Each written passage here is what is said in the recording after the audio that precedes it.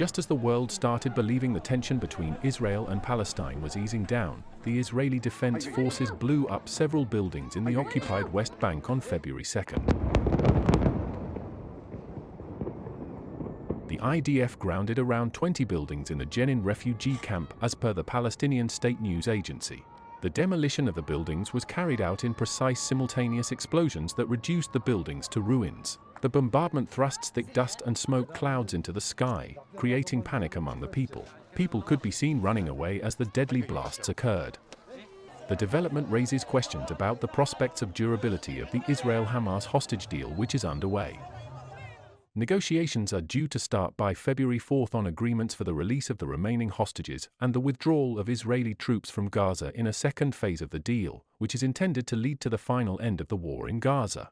Israeli Prime Minister Benjamin Netanyahu is also expected to meet United States President Donald Trump on the same day with the ceasefire in Gaza and a possible normalization of relations with Saudi Arabia as part of a post-war deal likely to be the focus.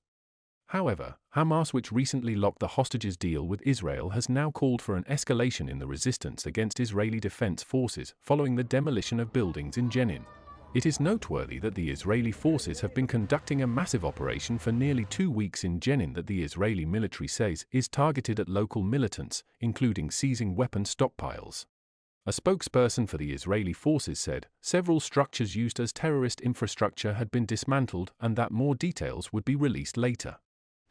Israeli forces have been engaged in gun battles with local militants since the operation began. Defense Minister Israel Katz said on Wednesday that security forces would stay until the operation is complete. The Israeli forces, equipped with helicopters and armored bulldozers, began the assault on the city on January 21st, 2 days after Israel reached a ceasefire in Gaza with the militant group Hamas. At least 25 Palestinians have been killed since the Israeli military operation began, including 9 members of armed groups, a 73-year-old man and a 2-year-old girl, according to Palestinian officials. The Israeli military says it has killed at least 35 militants and detained over 100 wanted individuals. Dozens of homes and roads have been destroyed by Israeli forces in the latest campaign.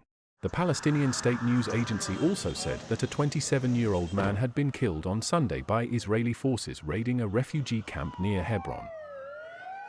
The Palestinian Authority, a Hamas rival, exercises limited governance over the West Bank, where around 3 million Palestinians live and over which Israel maintains overall military control.